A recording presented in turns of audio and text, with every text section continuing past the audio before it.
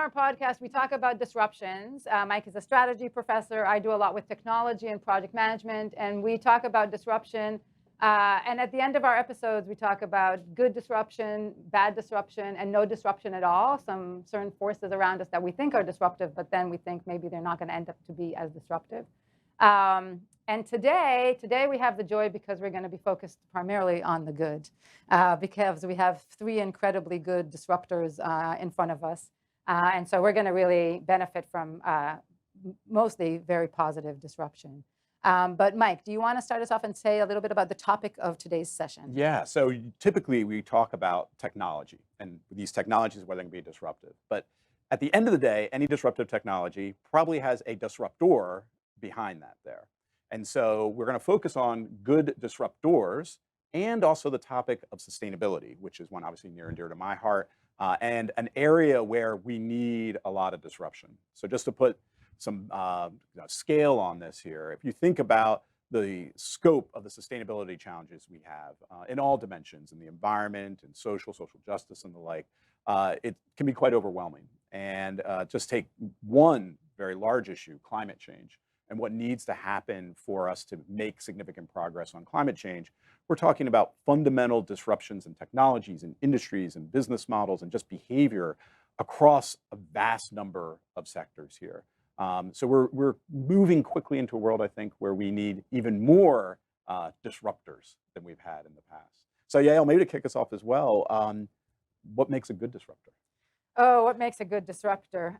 We have some examples around us. If you guys each close your eyes and you think of maybe not so good disruptors and leaders, I'm not going to ask the audience about what you think about Elon Musk, but we can imagine that some disruptors can be kind of controversial just because of the position that they are in, trying to carve a new path forward. Good disruptors are visionaries that can deal with wicked, messy problems and make sense of a lot of uncertainty, and maybe identify ways in which they can really get different stakeholders to care about their topics and to believe that there is a way forward when there's no real clear path from A to B.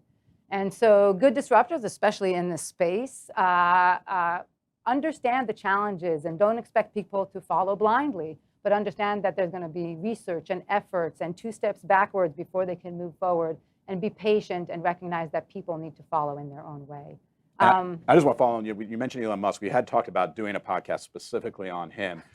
Interesting debates we could have about good or bad disruptor. Just to be very clear here, all good disruptors today, right? So there's no judgment here. We got 3 amazing good disruptors with us, which we're very excited about. So, and I'm going to actually use that as my lead-in, and I'll do a brief introduction. I'm going to read from a page, but that's going to be the last time that I do that today, if that's okay.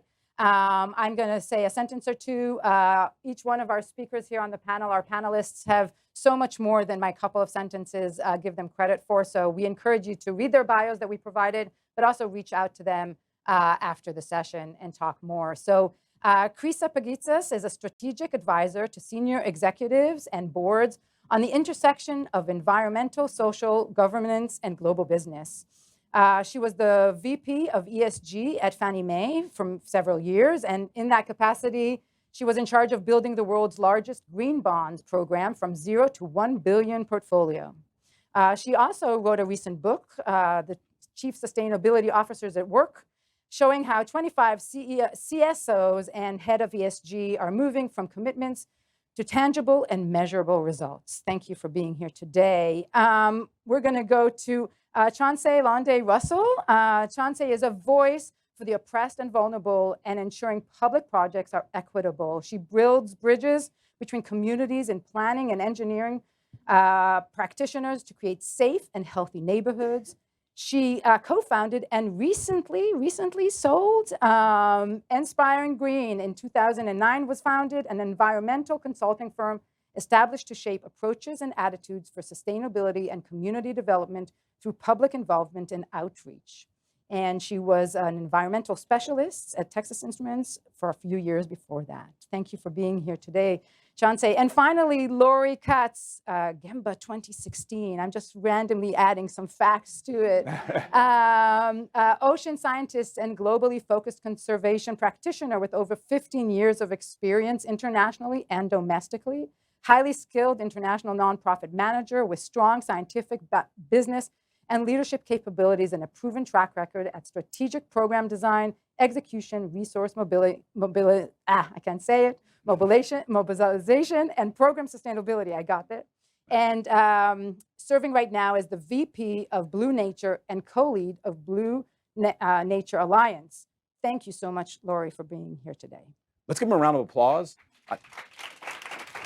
I just wanted to make sure, again, that people understand, like, this is a live audience for us, and not just in the studio, the two of us. Chrissa, I want to start with you. You've just written the book on Chief Sustainability Officers. What have you learned from these conversations about what makes a good disruptor? Great. Thank you, Mike. Thank you, Yael. When we think about disruption, I think about disruption from the inside of a company.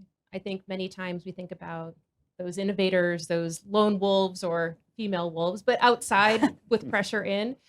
But in fact, the area that I have expertise in and what all of these chief sustainability officers that I interviewed, they're internal disruptors.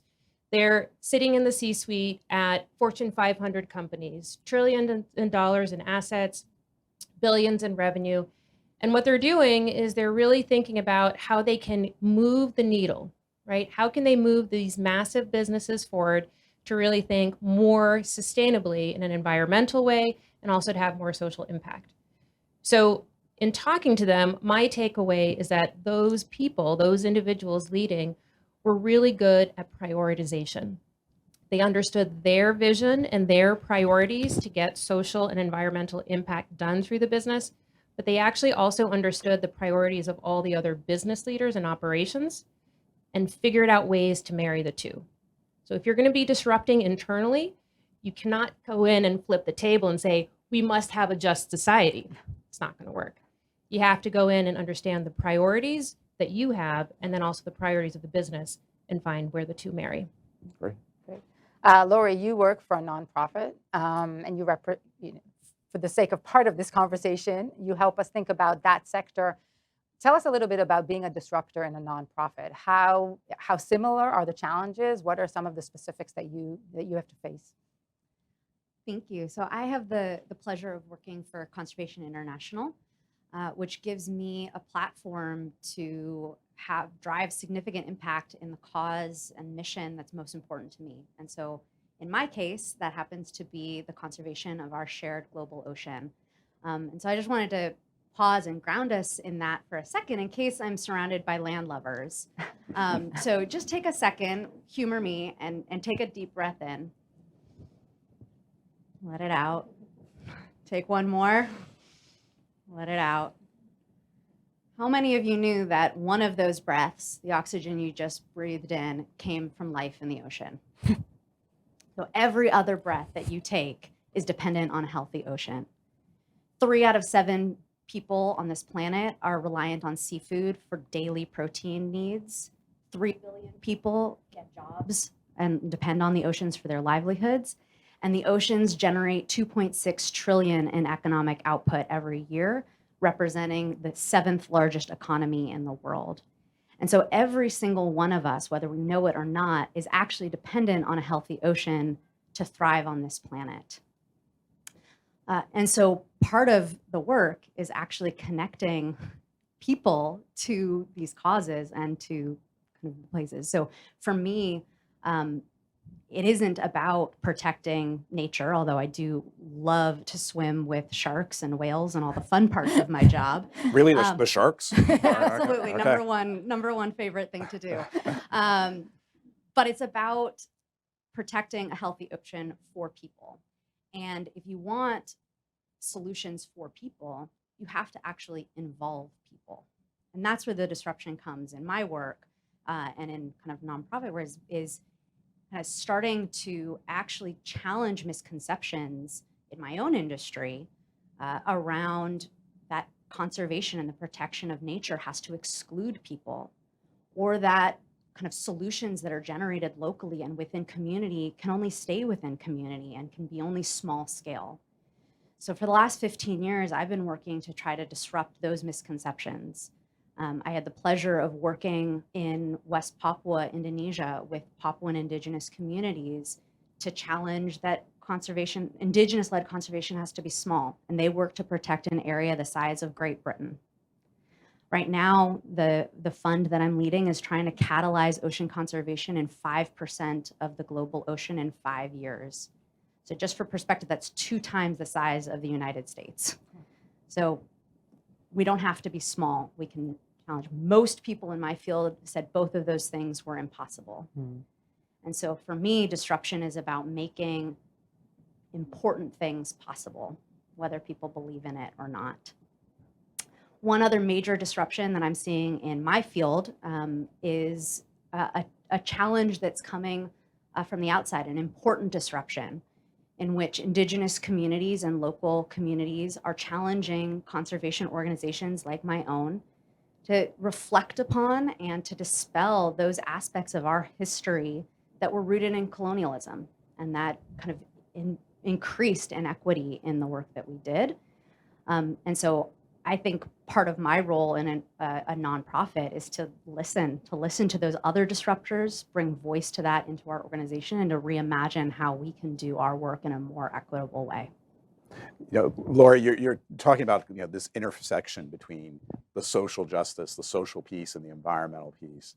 Chanceé, you've been on the forefront of this for a long time. Can you talk a little bit about maybe the challenges and some of the work you do to kind of bring those two things together? Absolutely. Thank you.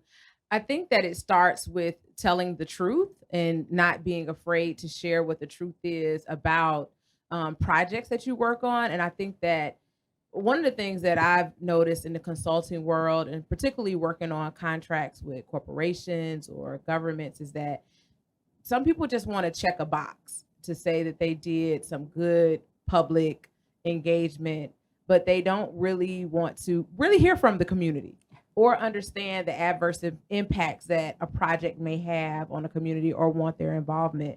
So what we found when we started Inspire Green back in 2009 was that we really had to fight and really use our voice, that we had to say, hey, communities need to know about the projects that are happening to them, how they're going to impact them, and they need to have say so.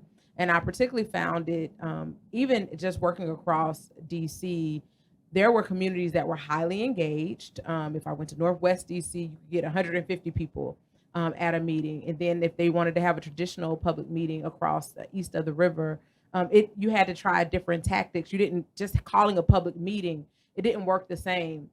And so people say, oh, well, we had a meeting and no one showed up, but you aren't really meeting people where they are. So sometimes it took, I know people call them the clipboard people. We weren't really the clipboard people, but it took us sometimes doing things at metro stations. If we're trying to do a transportation project, we met people at where they get public transportation. We met people where they were, and told people at grocery stores. Sometimes we showed up at grocery stores outside on a Saturday to get involvement. If we're talking about something that could changing a bus route, or we're doing stormwater management projects, because I don't know a lot of people who are going to go to a meeting about stormwater management anyway. So, but if we're talking about one out of how many? So, we would have to do some things around. We had to be creative. But we also had to let people know why it's important, because you don't want resistance later on in your project. You want to get public buy-in at the onset. So I always found that telling the truth and telling people, even when we thought that projects were going to have some adverse impact. For example, a lot of climate plans I've had an opportunity to work on, we've actually had to look at it through a racial equity lens. It's like, so if we decide that we're going to put this congestion charge or this cordon charge for people to travel downtown, most people who have been pushed out of the city, now there are people who can afford to live downtown or near downtown, but there have been people who've been pushed out of the city, and now they're being charged to be able to go to their doctors and be able to get to the important things that they need to do in their life. And we don't really think about that. And I won't get on the topic of these paper straws because I don't know many people who love them. I just think that's not a racial equity thing. I think that's just we did something to get rid of plastic, but we didn't study it a lot. So that's just a Chanceé equity situation. But no, I really think the thing is speaking the truth and not being afraid to tell the truth, no matter who's in the room. letting them know what the options are and what the consequences might be if they choose to go a different route. And that's what I found actually the most fascinating. I'm not afraid to speak truth to power. Right. And let me ask a related question, and maybe actually you've answered some of this, but we were going to ask all three of you in a way. It's like, if you're going to be that leader, you're going against the grain, or you're trying to carve a new path, how do you get comfortable in that role of a disruptor? Like, how do you get comfortable with the need to constantly face resistance and constantly answer questions? Or maybe you never do. I don't know. Yeah. I can start because I'm going to challenge the question to Good, begin with. good. So one of my most important mentors banned the word comfortable from our team dynamic and from kind of a leader's vocabulary, and basically said, no, if you're not uncomfortable, then you aren't driving meaningful change. Oh, we should put that on the Darden Yeah. poster. So, right? so confident. You can be confident in decisions, knowing the risks and kind of exploring new innovations. But if you're comfortable, you're being complacent. So that's kind of what I've been holding. And one metaphor for it that's related to my work that I hold a lot, or learning that I hold, is from Polynesian voyagers who use the methodologies of wayfinding. So they are able to navigate across the entire ocean way beyond the horizon of what they can see. And they have no idea what is coming and what is in front of them, but they hold their destination in their mind. And being able to hold that allows them to navigate whatever comes and whatever discomfort is there along the way. I like that. Being confident, not necessarily comfortable, because I think that's what I've always been when I come to the work. I know that it's about more than me, and it's not necessarily about me. It's about communities that I represent. When I chose the field of environmental science and later environmental engineering, I got into it because of environmental justice. And it was before, it was back in the late 1900s. So it was before sustainability was even a buzzword. So when I chose this field, it came about because I was learning about communities like Cancer Alley in Louisiana, people who were dying of cancer because of industrial pollution. So I didn't see myself as someone who was representing necessarily me, but I felt like I represented whole communities. And because of that, it really didn't matter what I felt. I felt like I had a greater charge. So I was always confident in what it was. And I know that sometimes there's resistance, but I don't think that sometimes it comes because of a lack of perspective. And sometimes it comes, frankly, because profits do come over people. And so we have to make people, let them sit in that too, and figure out if they're really comfortable with that, or confident in what they want to do. So I like that. I think I've just always been confident because I knew that I had like a greater responsibility. So it's a great question, and I'm actually going to challenge the confidence statement. I think you do need to be confident in your vision. So I actually think that you must, when you are a disruptor, have a vision. If you don't, you will get lost. I will say, though, that somebody who's been at this intersection of energy, sustainability, finance, and real estate for over 20 years, I would say also as a woman, it's hard to be confident in something that's new when there is an established system. And I say this as a white woman, recognizing obviously there are many more challenges for people of color and of other genders. So I put this out there as that confidence is good. I think having a vision is better, in the sense that it sustains you in your confidence to make the connections that you need to bring people to share the vision with you.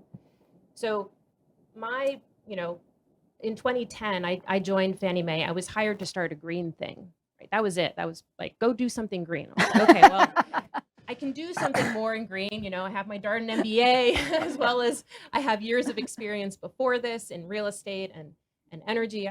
We can do something more.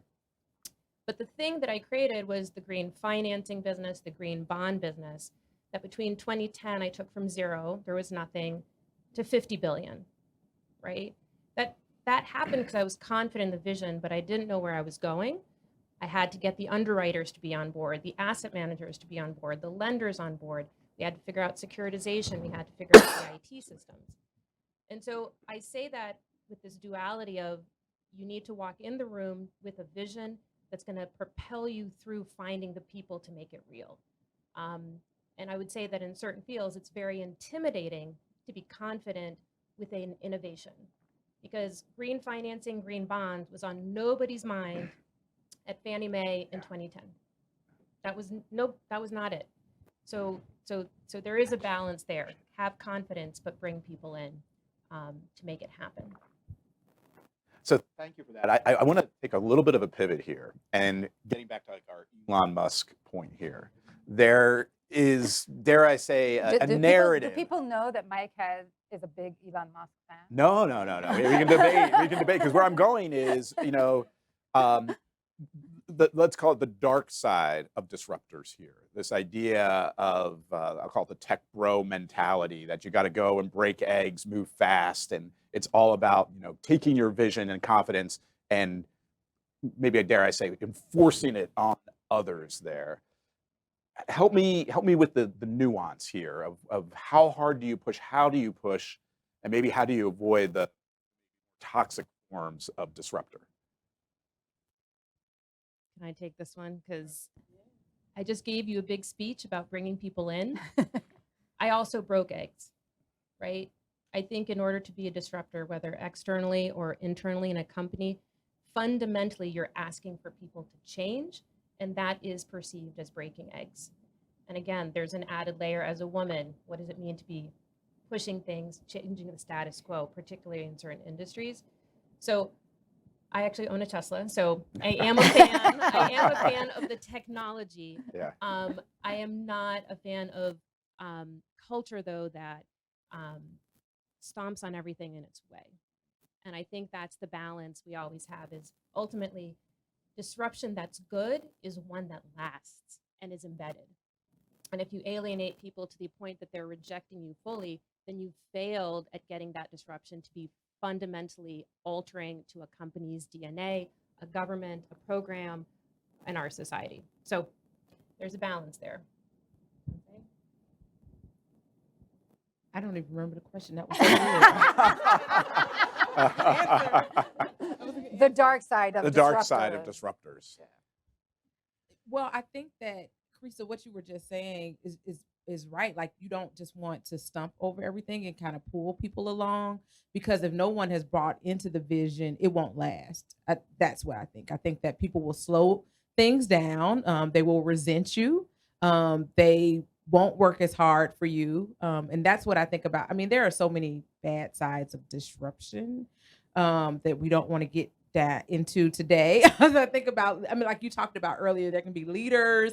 There are definitely bad disruptors, and they always have a few people who agree with them. And those people help them kind of carry out an agenda.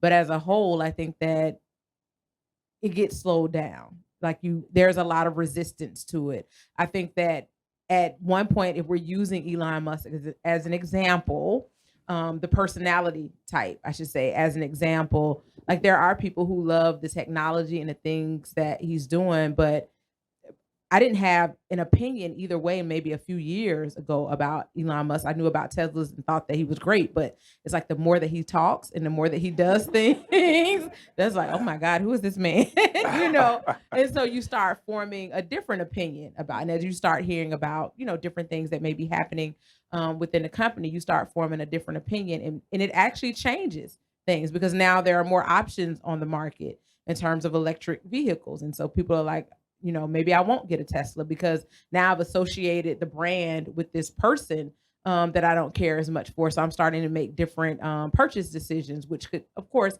impact the bottom line. So I think that ultimately bad disruptors, when you do have people who still aren't afraid to speak the truth, and people who are afraid to go against it, they can be brought down. They can be brought down. And I think that there's the cracking eggs. There is we need to force change a company culture, because there are some things that are fundamentally bad that are happening at some companies, and we're just not the same company that we were in the 1930s. So we need to change culture. Those things are going to happen, but when you're just running over people and you're not getting perspective, you're not getting buy-in, it creates a culture of resistance. And sometimes that's good, but most times it's bad.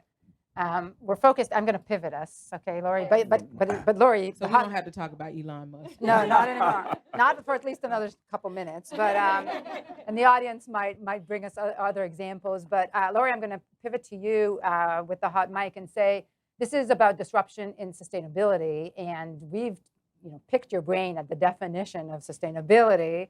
Do you want to have why is it so hard? Like, why do people struggle with that word in general to define it? I knew that one was coming. They gave me a little bit of warning. Warm call. That's called a warm call at Darden.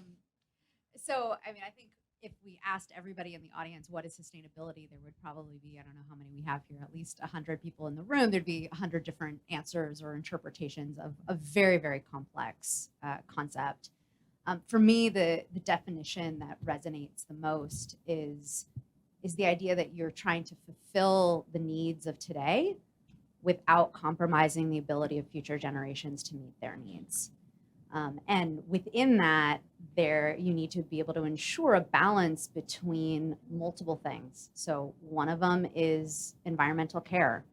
One is economic growth and profit and jobs. And the third is social well-being. And so bringing those three together is where you actually get at the nexus of sustainability. And I think you've heard different aspects of that from all of our different answers. My career is mostly focused on the environmental piece, but we're having an awakening that you can't protect the environment for people without the social justice aspect of it and bringing people in. And people in societies need jobs and they need livelihoods and they need to have an economic future. And so that economic solutions have to be embedded in that, or there isn't a future that's going to bring people along. So that's what kind of I hold with it. But I'm curious if my other panelists have different perspectives. Can I add one thing specifically for you is ESG. That was your actual title last time. CSO, ESG, same thing, different. Sure, potato. Some people might debate it. I will say that I actually do think of them as synonymous today. I think traditionally we had sustainability, which was more narrowly on environment. And then we had people who were in the social impact space, who worked with people and communities. And those sort of came together, but not in the way that I'm seeing it today. So ESG, environmental social governance, means generally that companies, but frankly any organization, is thinking about the environmental impact of their work, the social impact of their work, and then that it's within a well-governed structure, from a board to all of the risk management techniques and approaches that you use and down. So my book is called Chief Sustainability Officers at Work, but actually the people that were responsible for environmental issues and social issues were heads of ESG. They were also CMOs as well as CSOs. They were CPOs, Chief Procurement Officers, and they were flavors in between. So my short answer, Mike, to wrap all of that up, is that in some ways it doesn't matter. What it actually matters is that you as a company, you as an organization, know your priorities. So if you are Coca-Cola, so I interviewed B. Perez, who has multiple titles as well as CSO, water is critical for Coca-Cola. So they are focusing on water, no Coke, right?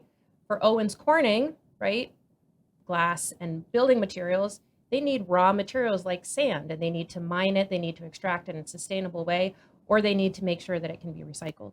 So sustainability and ESG today, I think, are blurring, but what's more critical is that whoever you are working in this space, you know what your key issues are. Great.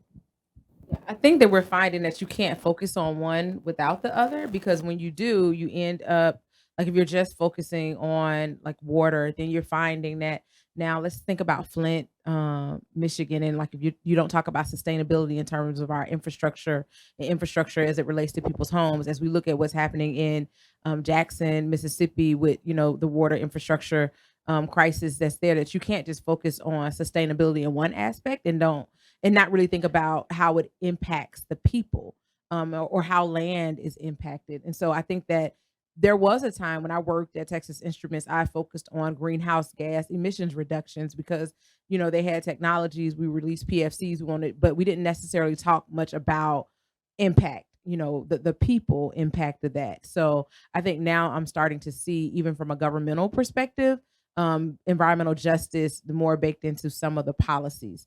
As it's the Inflation Reduction Act, as there was just the whatever, I can't think of the name of the previous bill that was just passed, but more money going to communities around replacing lead service lines. So we talk about sustainability. It used to just be this buzzword, everybody's, I'm doing sustainability. And like you said, there'd be 100 and something different definitions for it, but now we're starting to collapse. Like people want to hear about, well, how does this impact people? I'm curious, as leaders, as disruptors, and I think about the sustainability challenges as I laid out at the beginning. You know this, I'm an optimist, right? I generally am a very positive person, but man, it can be overwhelming. The scope of the needs that we have, the scale of disruption that is needed. How do you keep energized? How do you keep motivated on a topic that can really seem overwhelming? So I think that you have to find your focus area. Like there's some people who only focus on water. There's some people who only focus on air. There's some people who focus on the people side of things, finding your area, but also not getting caught up in what I would like to call greenwashing, where you are just doing things that look good from a media perspective, but they may have marginal impact, or they may have some impact, but we don't think about just how other people are impacted. So sometimes when we talk about energy and we talk about people turning their lights off at home, it's like, why do I have to turn my lights off at home, but Times Square is lit up at night? That's a lot of light in Times Square. Or if I go around city skyline. So like, is my house, just causing this whole big energy crisis, or what's happening in cities? And I'm not saying that one is right or wrong, but I am saying that sometimes we have to really think about what we're asking people to do, and what are we willing to do to kind of offset some of the things that some of the new policies that are taking shape. How many of you live in DC? So a few people. So we had the bag fee, which was 5 cents, had it forever, and then all of a sudden I started seeing these little signs that plastic bags are going to be eliminated completely by September the 15th. And I went to a store one day, I'm not going to name what store it was, a week before this, and I just happened to be out for a walk and I needed something. And I stopped at this store, and when you go in the store for one thing and you got like 10 things. And I got to the counter, I realized there were no plastic bags. I'm like, I thought this rule was until September the 15th. And they were like, well, they just didn't order bags. So because this law is coming, stores are like, I'm not ordering any bags anymore. And I watched the whole store, and I'm watching people who take the bus, who are walking, who are disabled, who are very limited income. And I said, well, what's happening for people who don't have a reusable bag? Oh, they can buy reusable bags, but you're asking people to buy reusable bags who already are on a very fixed income. Like there's nothing here that's giving people. So I watched people leave the store.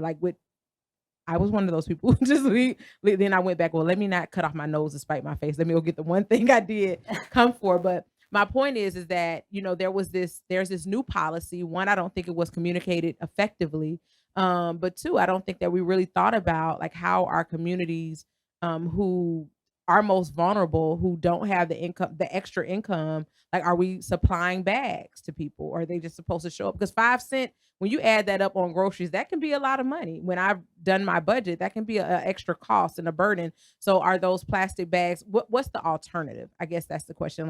When we're taking away things, how are we helping people get through this? Now, funny enough, I went back to that same store about 2 days ago, and it was full of plastic bags. And I was like, well, September 15th passed by already. And I think that there was enough public outcry about this new policy that they've held it back for another year. And that's just an example of, one, making sure that we communicate policies effectively, but two, also making sure that communities who need some type of supplement, that they're supplemented. Because I really watch people struggling to get on bus, holding things in their hands and stuff like that. And so I know that sometimes our policies can have unintended consequences. I'm always about that.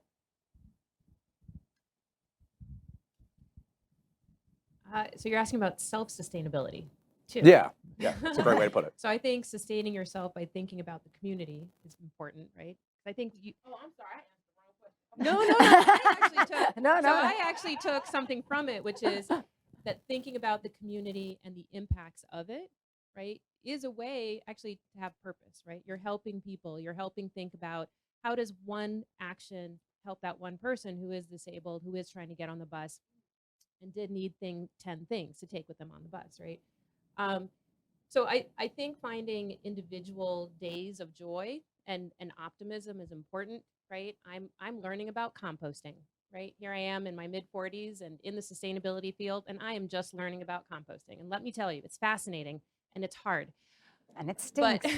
and no, not stinky actually. But so I think one is finding ways for me to continue to learn and to contribute in my own small way, even if it is turning on off my own light.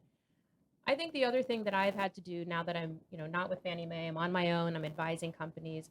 I'm just one person now. I'm not part of a $3 trillion company, 7,000 people, right? I am just me. And so what I've actually had to do is actually think about what's my own impact metric, right? So when I take on a new client, I actually take a moment to think about, will I be able to help them move the needle, right? Am I going to be moving a policy forward? Am I going to be teaching the board about how to be thoughtful around ESG strategy? So I would say there's personal optimism and personal actions, but I also think when I operate now in a business setting, I'm trying to think of what's going to be Chrissa Pagitsas' impact report at the end of 2022, if I had to write that for just me. And that's how I think about it. Metrics driven strategy, but how do I help people amplify their work?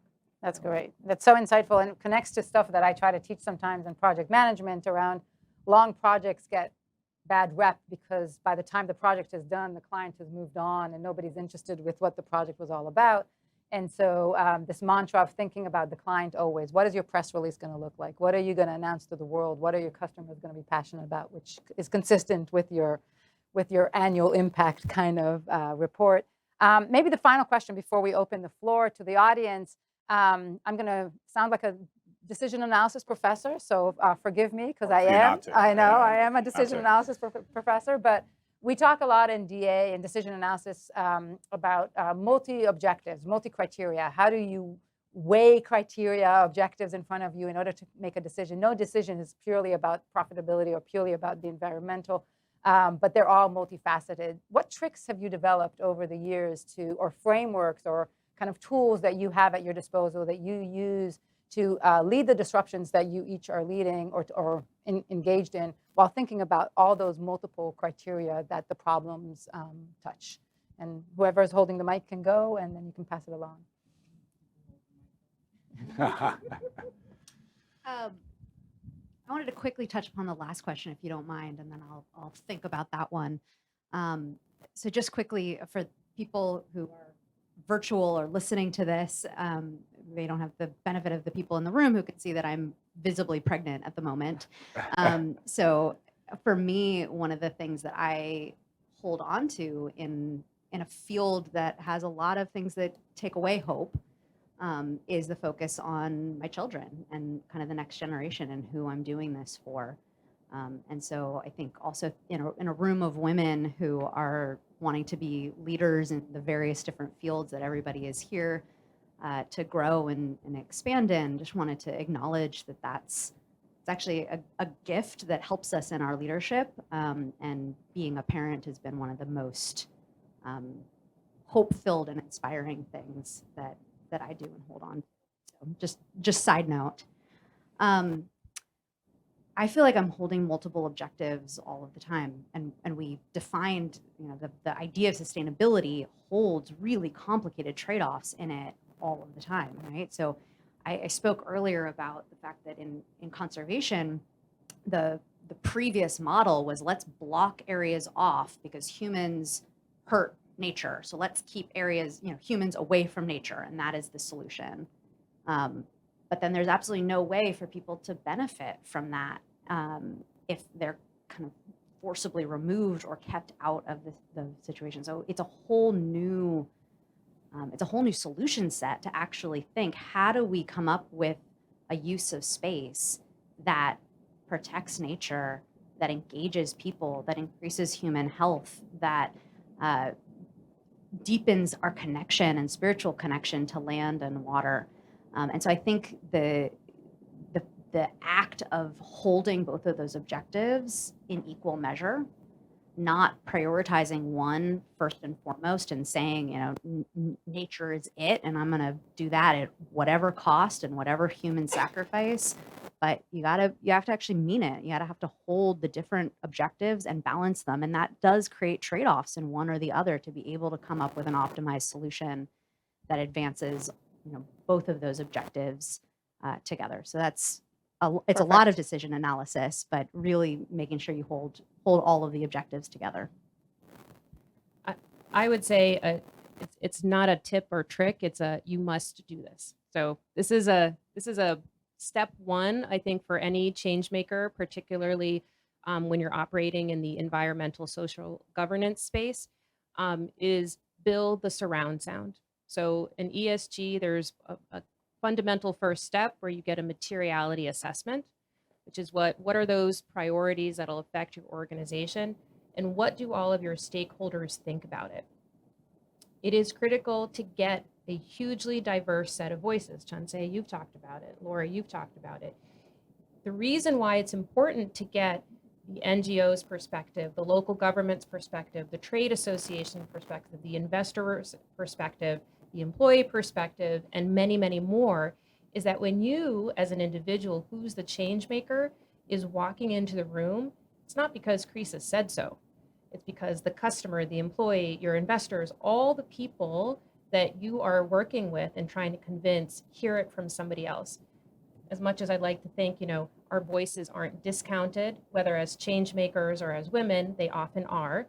So how do you get that around that? You surround yourself with the really strong opinions of other stakeholders in your company, organization success. So I would say that the way to move forward is to not go it alone and to do it with lots of voices. So more than a tip, it's a must do for anybody in this space. Final thoughts? Any final Final reflections? thoughts. Amazing disruptors can really change the world quite literally for us and for our future generations. And we are just lucky to have them in our communities, in our surroundings. And we should encourage potential disruptors around us to follow their hearts and their vision, because without them, we would definitely all be lost. So please join us in thanking our three panelists.